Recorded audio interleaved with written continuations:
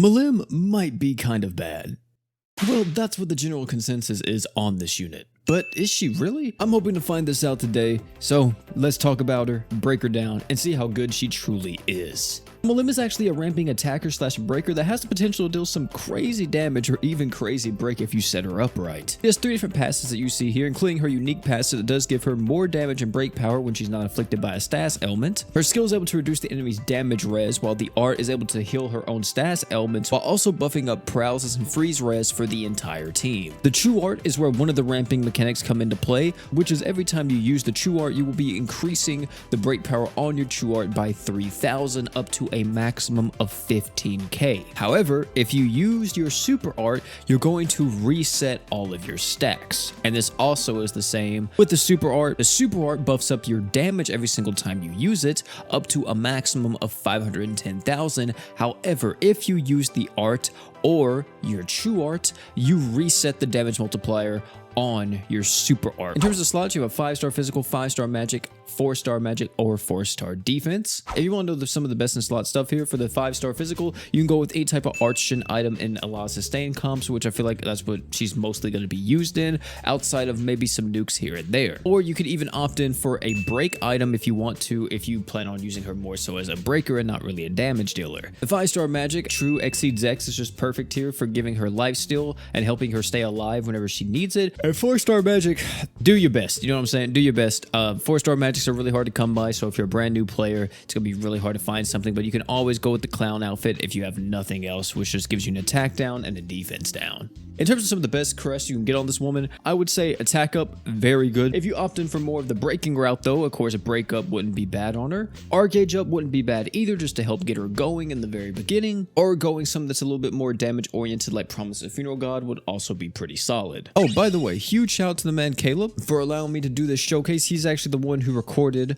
all the animations here, and he's also the one that let me use his Milim to actually record this showcase. So without him, it wouldn't be possible, so huge shout out to the man. But as you see here with the animation, we have the attack skill, which is kind of like a stab forward. It's okay, something simple. We have the skill here, which is just 2 slices. Really like the sprite work, by the way, on Milim. I just want to point that out. We have the art, which actually looks okay. We have the true art, which is just a punch forward, right? Yeah, I like the true art. I think it's very, simple, to the point, like that. The super art, I think, definitely deserves to be the super art. Just a huge scream right in front of her, and then plus a huge energy blast. Love that. I actually really like the effect on the super art, but if I'm not mistaken, isn't this the same effect that Shiro has on his art?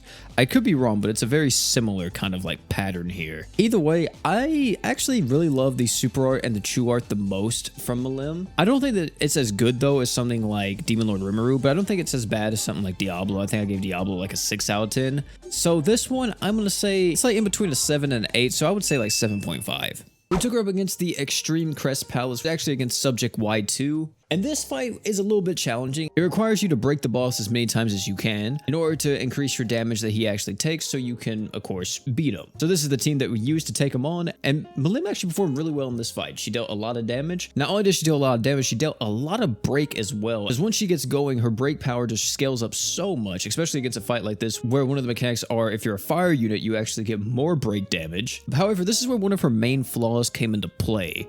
Milim has no kind of break res down in the kit. Could you provide that with some type of equip? I'm pretty sure. I'm almost positive there's an equip out there that lowers break res, right? We have to have that. Or, of course, utilizing another character, maybe like a Chloe, for an example, to give you that break res down. But if we had it, we would absolutely be able to burst through this boss a lot quicker. Once we did, of course, break the boss once to increase the amount of damage that the boss was taking, that's where we could start using the super art with Milim. Which sucks because it doesn't mean that like we necessarily wasted our time to an extent, since we needed to break anyway. But it's like, I really hate losing all of my stacks after just spending however much art gauge I need to spend to ramp this character up to break the boss. However, now I can ramp up to deal damage, so I guess it kind of evens out. The next thing we took her up against was actually the OG, Emmy. Had to fight Emmy just because I was curious to see how well she actually just does as being only a super art bot.